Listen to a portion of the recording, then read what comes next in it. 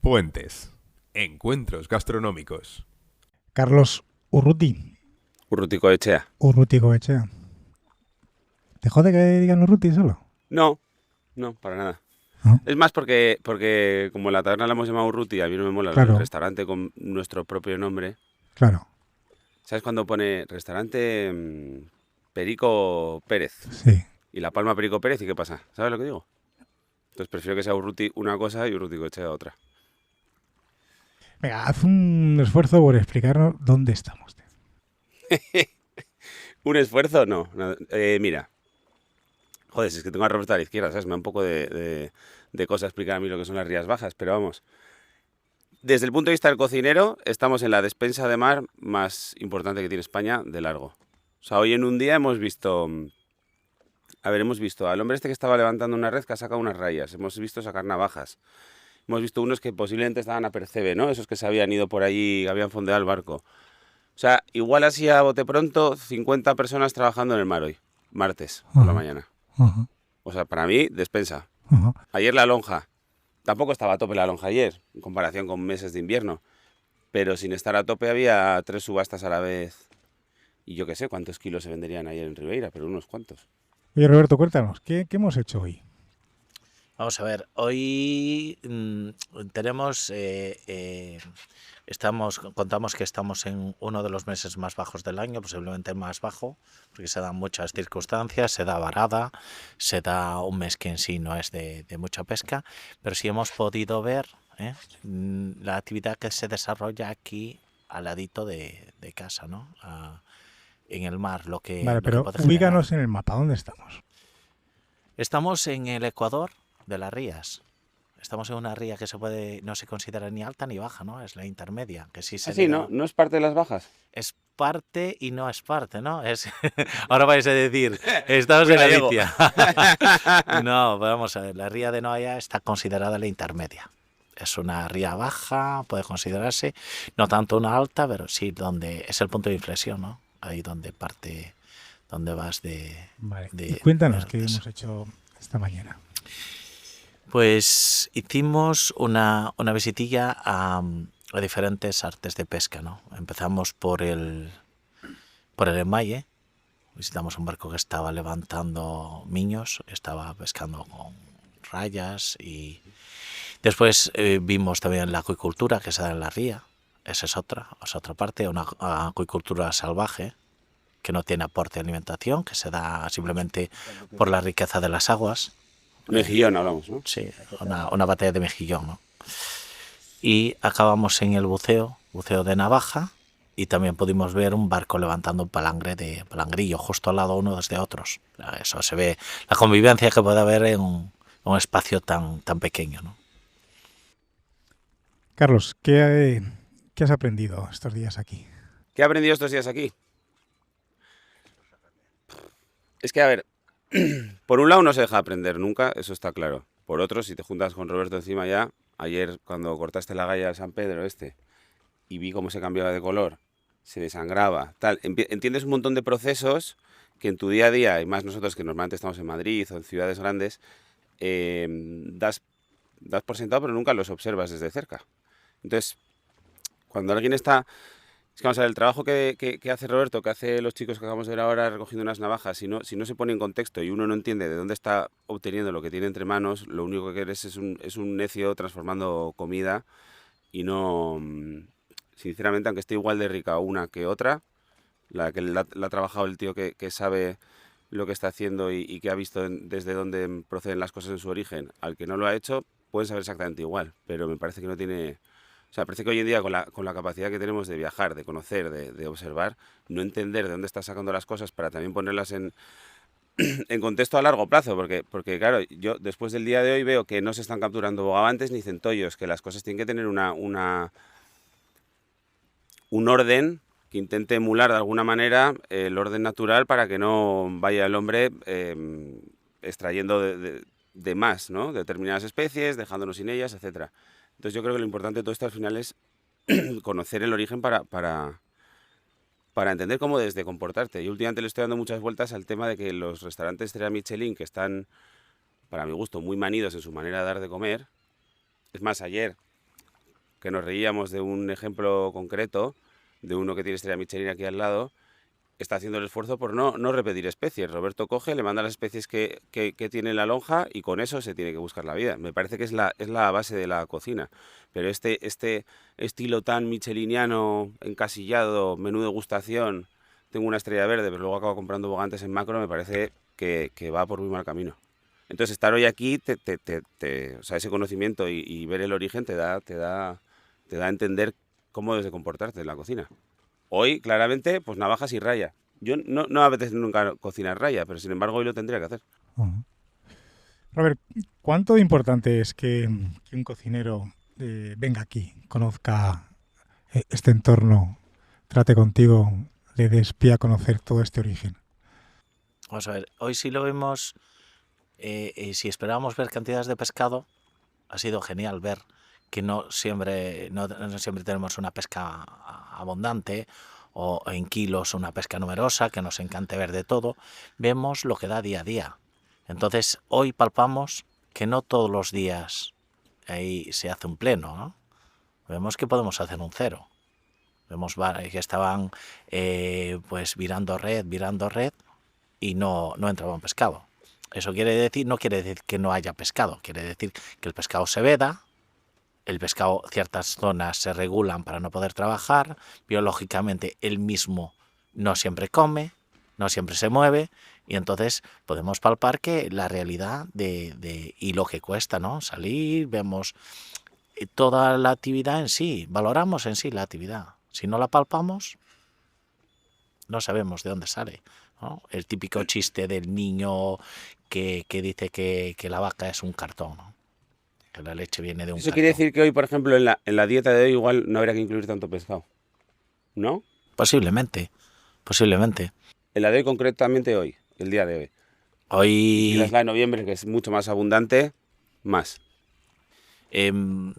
hoy pudimos ver que sí, también lo que hablabas hace un rato de el sota caballo rey, ¿no? De muchas veces de pararse, el calificativo de pescado noble, todo eso hay que empezar a borrarlo del mapa. Tenemos que trabajar. Ayer vimos que hay restaurantes que sí apuestan por especies que no son comerciales y no peligran, ¿no? Sobre todo hay que aprender un poco a equilibrar la alimentación, ¿no? Lo sostenible no solo depende del que pesca, depende del que consume. Si demandamos especies que están en riesgo, si demandamos especies que son complicadas de conseguir, lo único que hacemos es provocar un desequilibrio. Yo siempre, ayer lo hablábamos, siempre me hago la misma, siempre me ronda la misma duda. Al final hay especies que el consumidor empieza a valorar por encima de otras, como por ejemplo puede ser el caso del virrey ahora mismo, y se subasta un virrey en Ribeira esta semana a 70 euros en el suelo. Esto hace que entiendo yo que el pescador cuando va a pescar prefiere, por lo tanto, poder extraer virreyes antes que otra especie porque le va a dejar más dinero en la lonja, ¿no? Vamos a ver, si atiende el virrey, si llega a esos precios es que atiende una ley de mercado. Posiblemente haya poca oferta, aunque aumente mucho la demanda, es decir, si hay oferta, no influye tanto como una baja oferta que se dio esta temporada, por eso los precios se disparan. O sea, lo que voy con esto es que si el consumidor se obsesiona en una especie, sube su precio, por ende normalmente escasea, además, porque como estás extrayendo más de la normal, Falta oferta de producto. falta oferta, sigue creciendo la demanda. O sea, lo que voy con esto es que quizás el primer paso debería ser el del consumidor, consumir y elegir especies de una manera más variada. Y eso es algo que hay que inducir. O sea, obviamente una persona en su día a día trabajando en Madrid, en una empresa cualquiera o en el trabajo que desarrolle, alguien que no se dedica a la cocina o a la pesca, necesita de alguna manera tener una... No sé cómo decirle, hacerle entrar en valor otras especies que normalmente pasan desapercibidas. Claro, pero lo que al final se debería favorecer es que el cocinero se acerque a ti desde otra manera, es decir, no pidiendo, sino preguntando qué es lo que hay, ¿no? Adaptando su oferta a lo que el mar le está ofreciendo ese día. Esto ya pasa desde hace años. Hay cocineros que no piden por boca, hay cocineros que simplemente piden piezas. Sabemos un poco la sección que necesitan, el corte que necesita y buscamos la mejor. Tenemos cocineros que llevan años haciéndolo de esta forma. Necesito tantas piezas, necesito cubrir. Sabemos en función de la pieza las reacciones que puede rendir, o sea, el rendimiento que da cada una, y vamos calculando el número de piezas y le damos lo mejor que tenemos. Tenemos que pararnos, si desconocemos un poco el mundo del mar, tenemos que hacer una comparativa con la tierra, con la fruta. Siempre estamos hablando de consumir frutas de temporada. Consumir varios tipos de fruta, no porque nos guste una más que otra, o incluso sea más valorada, esté más de moda, pero lo que buscamos es una alimentación equilibrada. En el mar pasa lo mismo. En el mar vas a pescados, debes consumir no solo pescado blanco, debes consumir pescado azul, debes consumir en los mariscos los más y menos cómodos de comer. Muchas veces hay mariscos, no nos decantamos por un marisco porque no sabemos o nos da bastante labor comerlo, ¿no?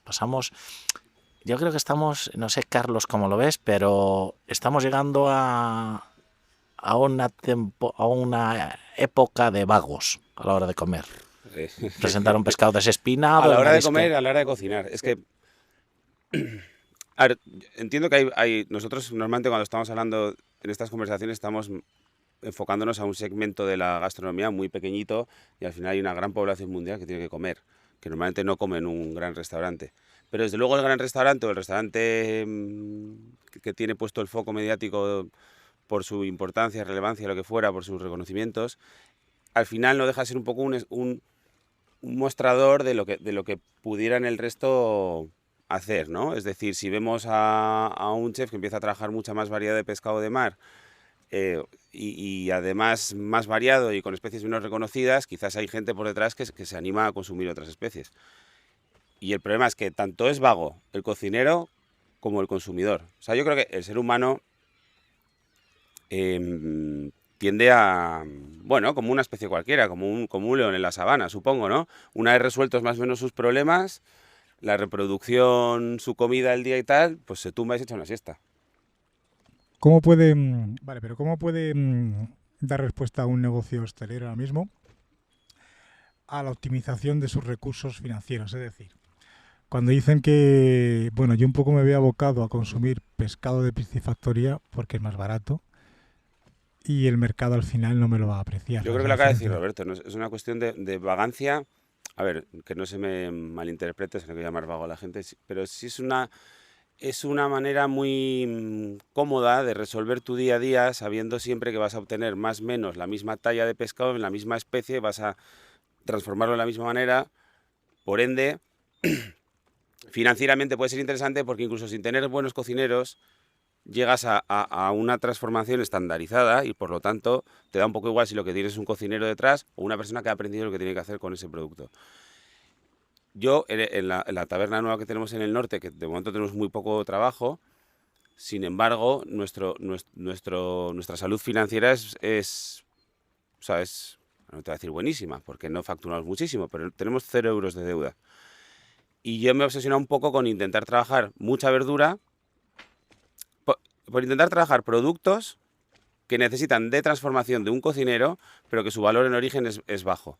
Es decir, si ayer estamos en la lonja y estos rubios pequeñitos, que no recuerdo cómo los llamábamos, están baratos, o el cabracho chiquitito que hablábamos que se podía consumir entero, frito, etcétera, tiene más espinas que una lubina, ¿va a ser más difícil sacar los lomos? Sí, va a haber que darle 2 vueltas a la cabeza. Pero hombre, si no hay transformación de por medio, yo no puedo poner en valor algo o sea, es muy fácil coger una chuleta de una vaca, cortarla, 1 kilo, 1,5 kilos, tanto me ha costado el kilo, no tengo merma además, es más o menos lo que compro, lo que vendo, y te lo pongo encima de la mesa. Pero es que si seguimos por ese camino, las vacas de Polonia van a empezar a llorar por las mañanas cuando llegue el pedido, porque es que no... Pero, yo no mira, creo ni Robert, que sea malo comer ni carne, ni pescado, ni verdura. Lo que entiendo es que debe ser constantemente variado y en movimiento. pero hay un factor que es el precio y un restaurante al final pues dice, bueno, yo tengo que ajustar mis márgenes y la piscifactoría me ofrece un pescado más barato. ¿Cómo damos respuesta a eso? Vamos a ver, tenemos alternativas. Hace un momento lo decía Carlos. Hay ahora proyectos que se están decantando por otros pescados, como es la caballa un bonito, un sarda, un jurel. Hay determinados pescados que no cogen esos precios elevados y los pescados, por ejemplo, la lubina, cuando está en temporada, no coge esos precios elevados. ¿Cuándo un pescado coge precio? Cuando baja la oferta. No tanto influye la demanda como si la oferta. Fuera de temporada un lenguado, aparte de que no tiene chicha, aparte de que no está en su mejor momento, es muy caro porque no se pesca. En verano consumir un lenguado para mí es un error. ¿Tú notas que te compren preferiblemente en los pescados planos machos en lugar de hembras? Por la merma de la hueva. Por lo menos en la hueva, vamos a ver, pero eso no depende, por ejemplo, en la lubina. Tú vas a pescar muchas más hembras que machos. Eso cuando está en temporada vas a pescar más hembras siempre. Un macho fecunda muchas hembras, entonces la población de machos escasea mucho más que la de hembras. Vas a pescar más hembras. El problema no viene del rendimiento, yo creo que el problema viene en la cultura de pescado. La persona que viene de vacaciones en verano se va a un furancho, se va a comer una fritura, se va a comer pues una xouba, se va a comer pescados que no comen su día a día. Ahí es el problema, que aquí se adapta al tipo de local que oferta este producto. Volvemos a lo mismo, hay una falta de oferta y le cuesta mucho esperar a un restaurante a que sí un poquito enseñar a comer a sus clientes, ¿no? Pero ¿por qué aquí viene me decía un cliente de Valladolid, en sus años me decía, que van a comer productos a Galicia que aquí no se quieren comer? Bueno, eso es muy típico, incluso cómo presentas un centollo aquí. Ahora nos ponen una fuente con un centollo en medio y nos ponemos con unas pinzas a sacarle la carne al centollo. A mí me parece tan placentero comer el centollo por su carne como por el trabajo que me da. Sin embargo, si ese mismo centollo lo movemos al centro de Madrid, hoy, si tenemos que trabajarlo, no vamos a vender ninguno. Vamos a tener que cocerlo nosotros y limpiarlo. Es que claro, cambia el momento de consumo de la misma persona. No es lo mismo que esté en su día a día de trabajo y que se tenga que enfrentar a media hora de centollo, de sacarle pinzas, etcétera, o estar aquí, que normalmente se relaciona con un periodo estival, estoy de vacaciones, me siento y me como un centollo. No obstante, bueno, no es algo nuevo. O sea, el ser humano está perdiendo mucho foco sobre el producto original. Es decir, consumir tanto en supermercados. Mercadona, por ejemplo, que ha quitado las pescaderías de sus supermercados y ha dejado el pescado ya directamente envasado, te da un claro ejemplo de hacia dónde va el consumo. Y eso es un problema, porque si dejamos de entender cuál es... Esto es, pues como lo decías antes, si el niño se piensa que el huevo viene en cartón y no ha visto una gallina, no ha visto la puesta de un huevo, no ha visto un gallinero, pues empezamos a tener un problema. Si nos creemos que el pollo son solo pechugas, pues complicado. Y hay una cosa, mira, que agradezco mucho de trabajar con gente como tú, que es comprar las piezas enteras. Es algo que hace años en los restaurantes, típicamente, igual pedías a tu pescatero grande en el caso de Madrid, pues les pedías, oye, mándame lo que fuera, y venían lomos ya. Te hacía el despiece en la pescadería. Y yo creo que a raíz de la pandemia, que el transporte ha mejorado mucho desde el origen hasta el destino, joder, ayer a las 7 de la tarde estabas armando una caja que llega a las 9 de la mañana a Madrid.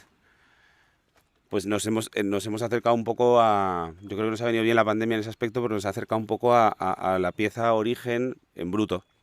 De hecho, yo no te he visto viscerar nada a ti. No, allí vamos a ver, puede ser alguna petición de algún caso en concreto que el pescado lo quieran hacer, imagínate a tantos días o tengas que viajar, tengas que exportarle y tal, y entonces lo hace, pero es muy raro porque el pescado entero te enseña cómo ha sido tratado. Tú si ves las vísceras, ves las agallas, ves todo el pescado. Ayer hablábamos de la digestión del San Pedro. Si ves toda la digestión, cómo huele. Entonces ahí es donde el trato, ¿no? El producto, ayer hablábamos de que el producto no le damos una calidad. Nosotros no aportamos nada al pescado. Lo que intentamos es no robar la calidad que la naturaleza nos brinda. Nos brinda una oportunidad y te dice, respétame las temporadas, respeta el producto y una vez dame un trato no me vas a dar el mismo que te estoy dando yo a ti porque te estoy alimentando, pero por lo menos de un respeto, ¿no? A ver, Robert, para que la gente nos entienda, define tu oficio. ¿Cuál es tu oficio? ¿Cuál es tu labor? ¿Qué es lo que tú haces? En teoría soy el enlace entre el pescador y el cocinero, ¿no? El 99% de los casos de la gente con la que trato es en cocina. Es muy raro que triunfe mi relación con un jefe de compras. Mi relación es con cocina. Si cuaja, el cocinero entiende cómo trabajo y le transmito todo esto. Es como un poco asesoramiento, ¿no? Hablábamos con una gente que viene del extranjero, que estaba hablando con Carlos, de cómo estaba hablando de comprar producto. Yo le dije, si vienes aquí a comprar producto, no vas a tener producto. Si vienes aquí a entender todo esto, posiblemente nos entendamos, ¿no? Llegamos a acuerdos. Esto no es una venta. Soy un pescatero al uso. Si no me aprecias mi trabajo, a mí me da una satisfacción tremenda cuando digo, qué pieza me he tomado, ¿no? No, lógicamente necesitamos números para vivir. Pero lo que en sí, en realidad, te llena, te da esa satisfacción, es el reconocimiento, ¿no? Aquel que se siente en un restaurante y llora y le dice al maître o llama por el cocinero y dice, esto me recordaba a cuando era niño. No es la primera vez que pasa ni será la última. Le recuerda cuando comía y dice, esto es un pescado auténtico. Entonces, eso es lo que en realidad te llena de satisfacción. Carlos, ¿cómo trabajas con Roberto? ¿Cómo es tu flujo de comunicación con él? A ver, yo entiendo, sobre todo en el nivel que trabajamos, que somos restaurantes más bien pequeñitos, muy sui generis, lo primero es estableciendo una relación. O sea, hay un periodo de conocimiento proveedor-comprador que es muy importante. O sea, ahora Roberto, que ahora trabajamos menos juntos porque ya no tenemos, bueno, en la etapa madrileña en la que estaba allí vendiendo pesca y tal, obviamente hacía mucho más uso de su producto, pero sin embargo el otro día me mandó una foto de longueirón porque sabe que me gusta el longueirón. Eso para empezar es muy importante.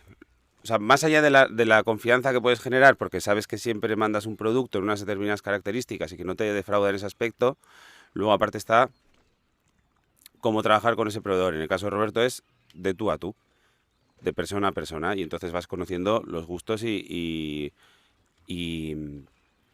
para mí, por ejemplo, argumentos de venta. Yo no, o sea, hay montones de cosas que le cuento a la gente cuando viene a comer que me parece que son el valor de la comida mucho más allá de lo que se ha comido y ha pagado por ello, que es información que, por ejemplo, hoy aquí le podemos hacer llegar a un comensal mañana cuando estemos dándole de comer en otro lado. Porque igual estás en Moscú, una gran ciudad, bueno, ahora es que no está en Moscú, pero vamos, entiendo que de interior no está cerca de la costa. Además, el Báltico que tiene más o menos cerca no es un mar muy, muy rico en actividad marina. Si le haces entender un mínimo de lo que hemos vivido hoy aquí, ya estás haciendo que su comida valga mucho más. No con intención de cobrarle más, con intención de que sepa que todo eso tiene un trabajo detrás. A mí hoy lo que más vueltas me da a la cabeza es la capacidad socioeconómica que tiene una ría. O sea, un enclave geográfico determina, obviamente, qué va a suceder con su población, pero es que yo no me había percatado, es que he navegado mucho por aquí, pero nunca me había percatado de la actividad de trabajo que tiene un martes a la mañana una ría. Es como ir a la oficina de la planta quinta de la Castellana, pero en formato mar y monte. O sea, ¿Has tenido la ocasión de hablar con un buceador que estaba extrayendo navajas? ¿Qué te contaba? ¿qué contaba el buceador? Contaba que bueno, uno, cómo observa dónde hay una navaja. Me ha explicado que tenía 2 válvulas que yo no me había fijado nunca. Es que son detalles que vas a pasar por alto hasta que alguien te los explica. Que es lo que hace Roberto con nosotros. Te va explicando una serie de datos relacionados con la pesca, con cómo han sacrificado el pescado en el barco, que está intentando mejorar para que esa especie o el pescado en general se conserve mejor y llegue mejor, desde el empaquetamiento hasta el barco, al sacrificio del animal, todo. Y en concreto el chico de las navajas pues, nos explicaba que tenía 2 válvulas, que él de ahí ve emanar unas burbujas y entonces ahí divisa la navaja. que como bien nos decían ahora, la navaja también se llama navaja no solo por la forma que tiene de navaja, sino porque corta. Y que si vas a pillar una y tienes otra consecutiva pegada, lo más normal es que te cortes. Que ahora usan compresores, ¿no? Entonces nos decía que físicamente es mucho más fácil bajar a por navajas de buceo, pero que antaño obviamente no había un compresor que te daba aire, así que entiendo que a pulmón. Es que yo creo que en general el gran problema en el que vivimos ahora sumergidos es una velocidad muy voraz de información, de todo, un como sobre exceso de conocimiento que no se acumula en ningún lado, no se acaba guardando en la tarjeta de memoria, porque es tanto constantemente que se te va. Y entonces creo que los que nos dedicamos a la gastronomía, que tenemos la facilidad de dar de comer, que es algo que vas a hacer toda tu vida, salvo que tengas algún tipo de problema, comerás hasta que fallezcas. Normalmente, si comes mucho y en un lugar como este comes con placer también, pues esos dos factores hacen que yo creo que tengamos un mensaje que llegara a la población de una manera muy, muy fácil de asimilar mediante la comida.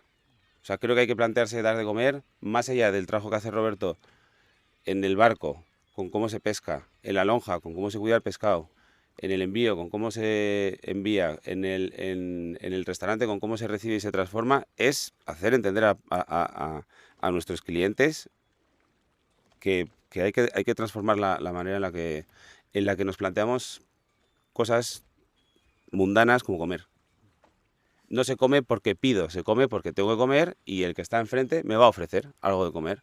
Que supongo que es algo muy... O sea, entiendo que la fonda de hace, ¿no?, de la Edad Media debía ser algo así, porque obviamente no tenía un envío por avión de limas de Perú para hacerse un ceviche. Luego, por lo tanto, entiendo que parabas en la fonda y había lo que había a tu alrededor. Es muy complicado. No sé tú qué opinas, Roberto. Esto es como la acuacultura o pesca salvaje. ¿Y dónde están las fronteras en la importación del producto? O sea, es decir, ¿tiene sentido que nos traigamos cebollas de Castilla, patatas, etcétera, y que mandemos de Galicia a Castilla pescado? Entiendo que tiene sentido, ¿no? En un sitio como la península. Pero ¿dónde está el límite de eso? Si nos vamos al capricho, básicamente muchas veces importa por capricho. Que quiero tener, volvemos al tema de la fruta, quiero tener la fruta todo el año. Y ahora llegamos a un punto en que no sabemos las temporadas de las frutas. Entonces queremos tener el mismo tipo de fruta todo el año.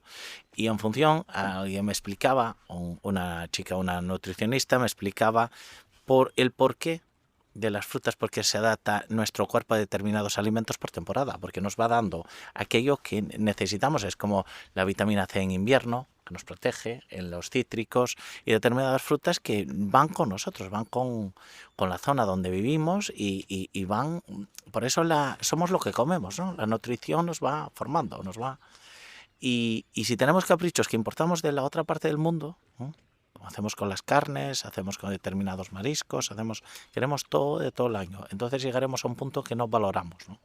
No estamos deseando que llegue esa temporada para saborear. Hace un momento estábamos hablando de la temporada en noviembre del centollo, del berberecho, y estábamos salivando. La ostra en invierno. La empanada esa de berberecho, tengo unas ganas de comérmela.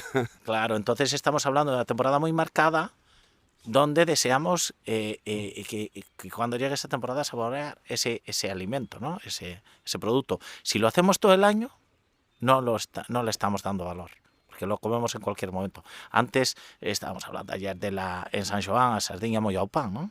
Sí.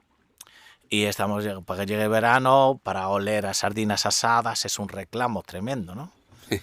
La sardina asada. Y llega su temporada después de los productos, llega el septiembre, abre el berberecho, va llegando, abre el centollo, y cada temporada tiene su producto. Oye, Robert, para cambiar un poco de tercio, cuéntanos tu día a día, haznos un relato de tu día a día. ¿Cómo es? Mi día a día es un poco saber, ahora dependemos mucho del recurso, ¿no? Cada vez quedan menos pescadores, queda menos recurso porque lógico, se pesca menos, y saber el producto que tenemos, ¿no? En mente tengo todos aquellos cocineros que necesitan productos, los productos que están trabajando, los que necesitan, más o menos las cantidades por la temporada. Y mi trabajo es un poco saber de lo que dispongo para que ellos tengan al día siguiente el producto en sus Vale, sus pero ¿cómo cocinas. sabes lo que dispones? A ver. Pues en contacto con los barcos, un poquito por intuición de temporada, ¿no? Intuición, sé más o menos dónde pescan, sé lo que pueden, las capacidades que tienen, ¿no? Y lo que pueden estar pescando. Pero perdona que insista, ¿cómo es tu conexión con los barcos, tu relación con los barcos? ¿Cómo? Pues vamos hablando ya previo al día, estamos hablando hoy, por ejemplo, del día de mañana, ¿no? Las posibilidades que tienen. Estamos hablando cuando descargan, ellos traen el pescado y hablamos. Hablamos de qué posibilidades tienen para mañana, el tiempo si nos permitirá, si no nos permitirá, si vamos a trabajar a esta zona, si estamos trabajando ahora esta especie, mañana cambiamos porque nos cambian las corrientes, nos cambia el cebo, nos cambia las posibilidades que tienen al día siguiente, ¿no? Una previsión de capturas, por decirlo así. Al día siguiente, eso me mandan o vía WhatsApp o por teléfono, me van diciendo la evolución del día. Pues sé las posibilidades que tengo y me voy un poco aventurando. Antes de ver, muchas veces, la mayor parte, antes de ver el pescado ya está pedido o vendido. Entonces vamos un poco, no sobre la marcha, sino que nos anticipamos a la captura. A veces vendemos la piel del oso antes de cazarlo, ¿no? De hecho, ¿a ti no te llama la atención del espacio de Roberto lo pequeño que es para todo lo que vende?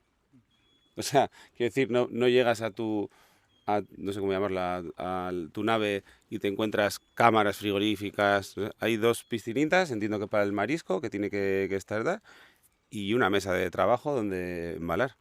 Producto acumulado, 0. Lo que se trata es de no estocar, lo que se trata es que el producto esté en tu local, esté en la cocina, que tú dispongas del mayor tiempo posible. Gracias a esto se ha comprobado las frescuras de los pescados. ¿Cuánto choque no hubo al principio? Esto no puedo trabajar, esto es una tensión, es mucha tensión, esto no es blanco, nos pasaba con la merluza no es blanca, es translúcida, porque claro, iba viva, llena de agua, y entonces había un desconocimiento de cómo era el producto fresco.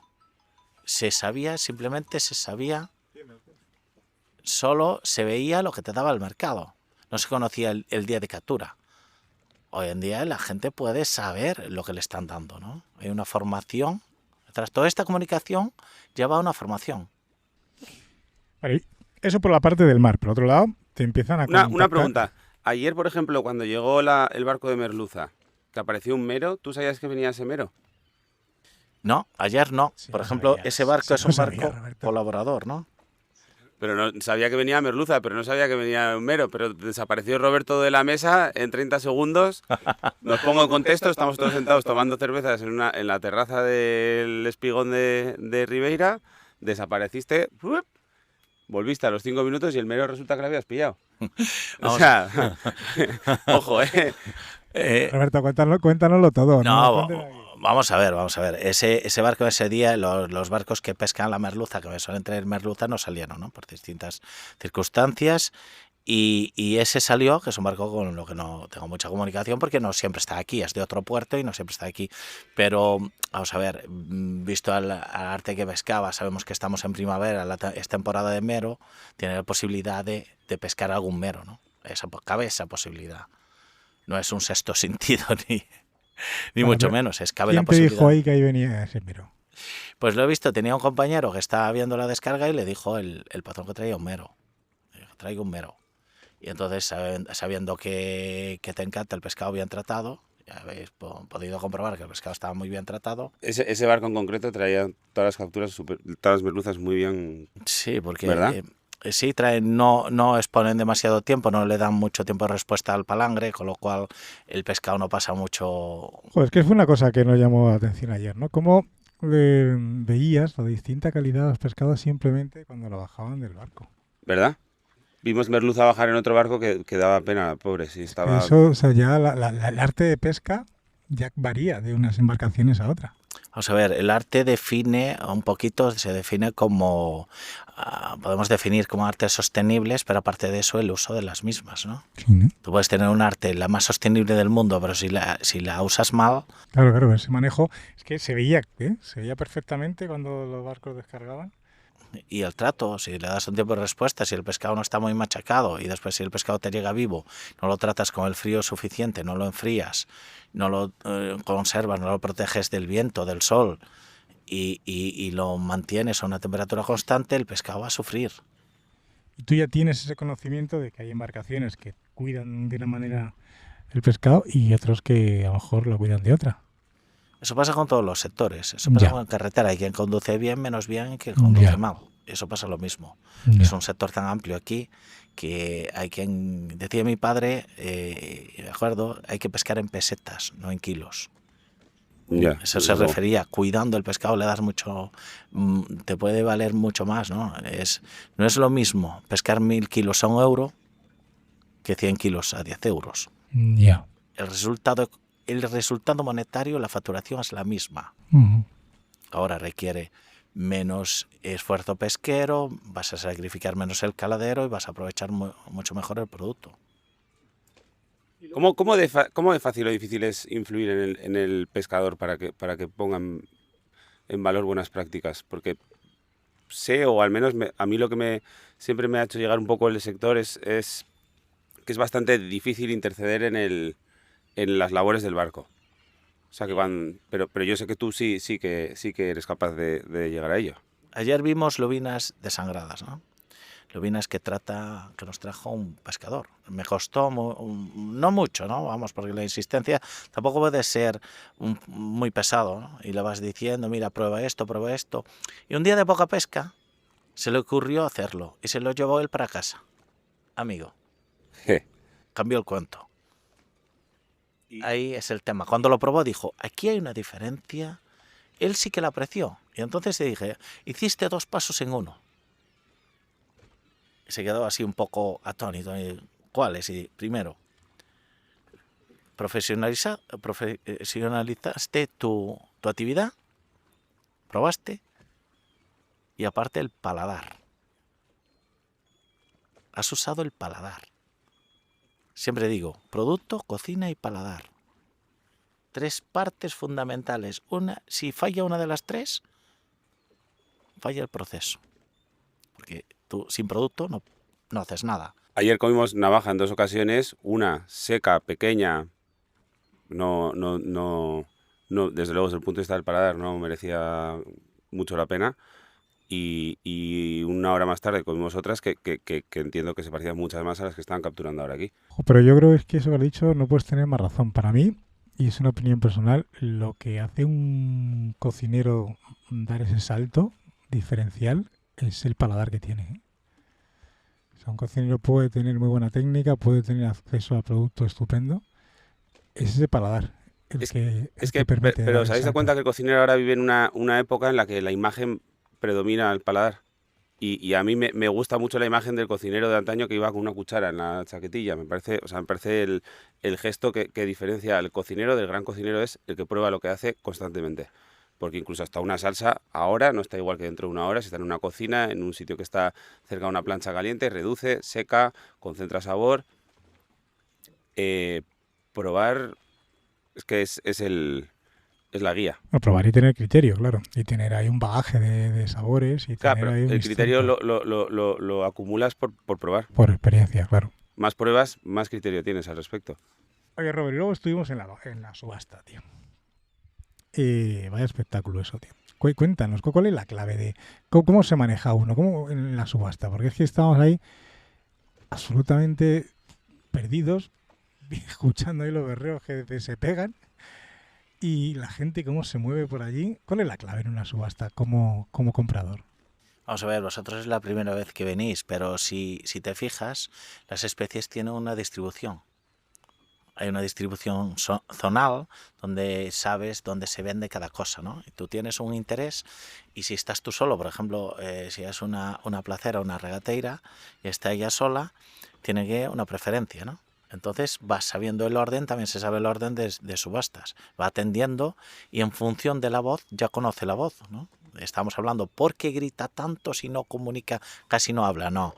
Hay gente que no está presente en la sala y sabe por la voz, como vocifera el subastador, sabe lo que va a subastar, sin escuchar la palabra, sin escuchar la especie. Estás acostumbrado, entonces está, y sobre la velocidad que lleva de subasta, sabes por dónde vas, sabes las posibilidades que tienes. Eso es un día a día. Y vas aprendiendo técnicas, vas sabiendo, y después la técnica de parada, ¿no? Saben quién rodea, quién tiene posibilidades de comprar, y como es una subasta a la baja, tienes una oportunidad sola. El que primero frena es el que se lleva la pieza.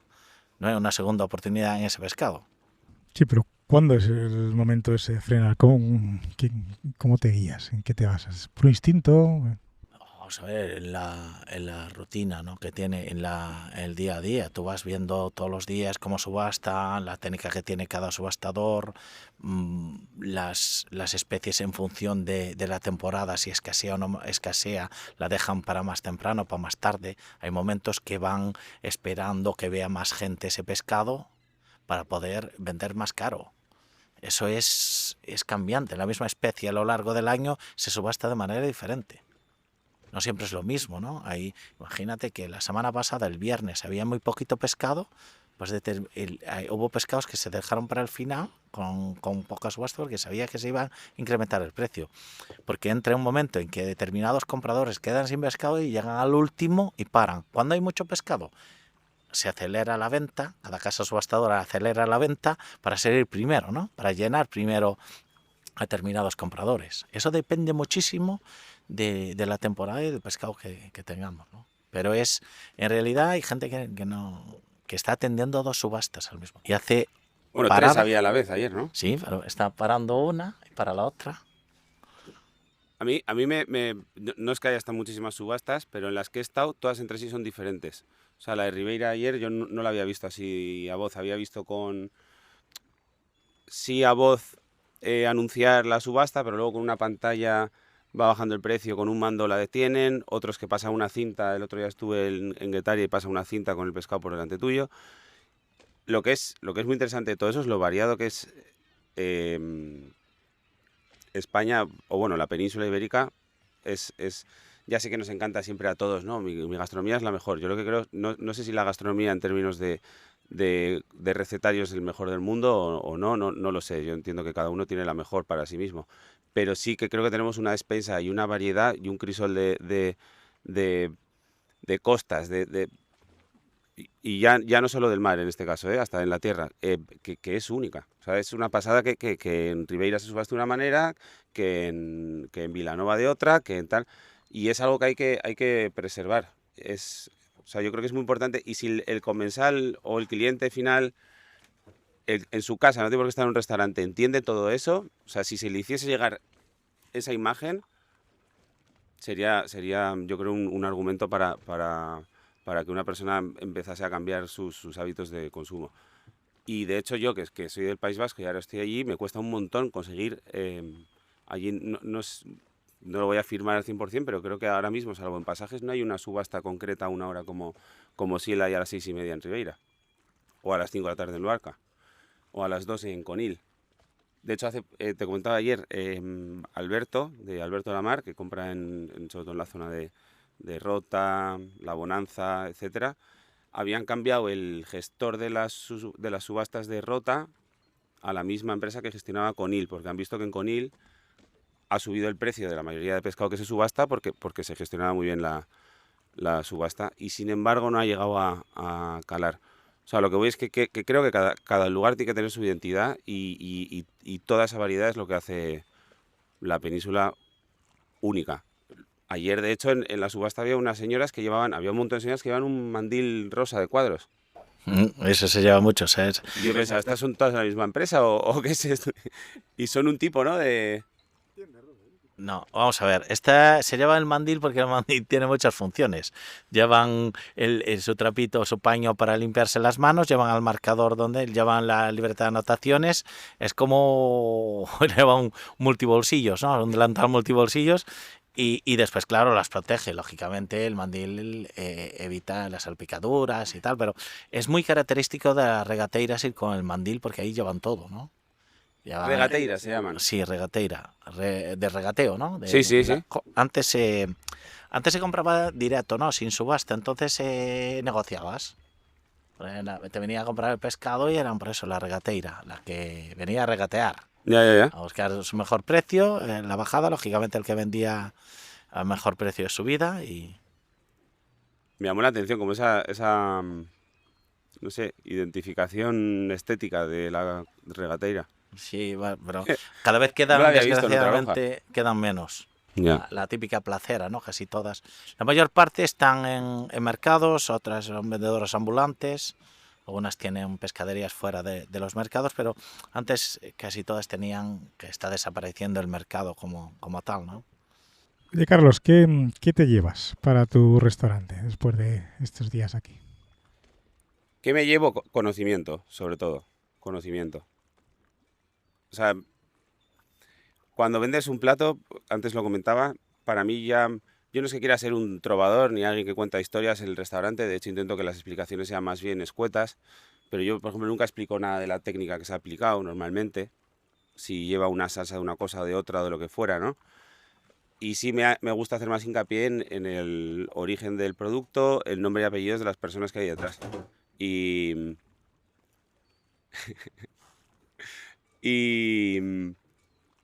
y cuando acumulas este conocimiento y luego se lo puedes trasladar al comensal es muy gratificante. Sobre todo, además, a mí muchas veces me pasa que hasta que no entiendo el 100% de dónde sale el producto que estoy utilizando, me quedo, no sé, como que estoy nervioso cuando trabajo. Y la navaja en concreto, por ejemplo, nunca había visto sacarla de buceo. Me hubiera gustado tener las gafas y estar en los ojos del buceador para entender qué es lo que va viendo en el fondo, para divisarlas, pero si no llego a estar aquí hoy no lo entiendo. ¿Trabajar con Roberto te hace mejor cocinero? Hombre, claro, desde luego. Sí, además es que, insisto, al final todo esto que estamos hablando y lo que hace Roberto es hablar de algo que debería no transformarse nunca o no interceder nunca en la temporada, en la estacionalidad, en un concepto que debe ser muy básico, pero que nosotros los humanos siempre tiramos de ello, ¿no? En pro de nuestras necesidades. Y si trabajas con Roberto, trabajas con lo que hay. Y además yo no sabía que el mero de primavera-verano está en su mejor temporada. De hecho, muchas veces si no te explica el por qué cree que la lubina en esta temporada debe ser macho y cuándo has de comprar la hembra, porque cuando va a desovar o desova se queda más descompuesta, como más flácida, etcétera, pues son detalles que tú en tu cocina no puedes llegar a ellos, obviamente. Lo bueno hasta el final es que el artesano y cada gremio se encargue de explicar al siguiente lo suyo, ¿no? Su parte de la tarta. Oye, Robert, para despedirnos, relátanos un poco este estudio que nos hemos montado aquí. ¿Cómo es este estudio? ¿Cómo es el estudio? Donde estamos aquí hablando, donde hemos montado este capítulo. No sé qué... Espera, que me perdí. Es, desde luego, el setup más... Ah, no, ¿te refieres al paisaje? ¿Paisaje? ¿Y dónde estamos aquí? Físicamente, ¿esto qué es? Vamos a ver, estamos aquí y... ¿te refieres a que estamos aquí con Kiko en su lancha? Estamos aquí en su lancha, nos está brindando una oportunidad de ver todo esto. Salimos de un puerto que está metido en una ría. Pudimos llegar a la costa, pudimos salir de la ría y en nada vimos lo que dice Carlos, ¿no? Y volvemos y estamos aquí ahora en Portosín con un día maravilloso. Mira, pasa una lanchita al lado que supongo que ha ido por algo marisco, ¿no? Por el tipo de lancha que es. Sí. Y Anda, que tú también grabas todos los podcasts en imagen y que te lo has montado en mitad en mitad del mar, en las Rías Bajas, no lo grabas. Bueno, que también tiene su dificultad grabar esto. no, vamos a ver, para mí es muy común tener este paisaje, ¿no? Yo vivo en una zona así, ¿no? Mar abierto, pero vivo así. No me causa la impresión que os puede causar a vosotros. ¿entiendes? Yo lo vivo día a día y sobre todo en verano, cuando estamos en tiempo que yo estoy así en la playa, me estoy bañando ahora mismo donde estamos, estoy nadando y estoy viendo la costa, así que lo que estoy viendo ahora, ¿no? Y el agua, pero ahí metido en el agua, no pasando este calor que tenemos un calor que pica, ¿no? Los que somos un poco descapotables estamos aquí como Sí, sufriendo. a mí me está dando una solana que ahora va a caer baño, Pero seguro. tú dices el enclave en el que estamos. Pues mira, hoy se brinda, ¿no? A mí también me gustaría que lo viviésemos con otro tiempo, ¿no? No solo esto, ver la cara de la luna, ¿no? La luna tiene dos caras, ¿no? Siempre lo hablamos cuando hablamos del rodaballo, ¿no? La cara oculta, ¿no? Ese tiempo que a la gente no nos gusta, no le gusta ver la lluvia, el viento. Un amanecer. Y eso forma parte de la actividad diaria y esta gente lo sufre día a día, ¿no? Cuando llegamos al invierno, por eso es muy importante que el invierno nos brinda buen producto, pero no venimos aquí porque no nos gusta ver llover, no nos gusta el mal tiempo, nos parece deprimente el gris, y yo creo que tiene sus cosillas también el invierno. Robert, tío, eres una suerte para el sector, para la cocina y de verdad, muchas gracias por tu generosidad que siempre muestras y por lo mucho que nos has hecho aprender y descubrir. Bueno, Hay que llorar ahora. así como se suele decir aquí, más veces, ¿eh? Sí. Más veces. En invierno, eso desde luego. Sí, hay que probar la otra parte. Por ese traje de aguas también tiene su suyo. ¿Estamos en un puto barco? ¿Nadie lo dice o qué?